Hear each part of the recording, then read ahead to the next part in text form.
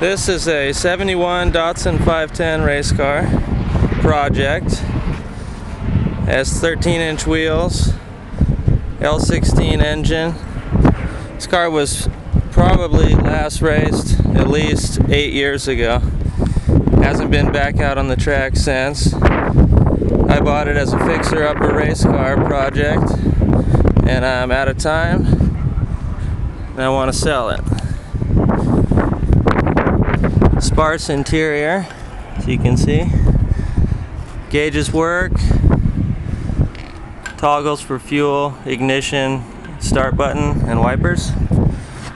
Racing seat, roll cage, battery cutoff.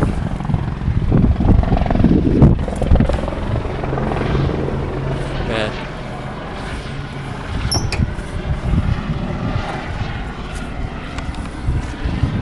Like I said, L16 engine, downdraft Weber carb, header.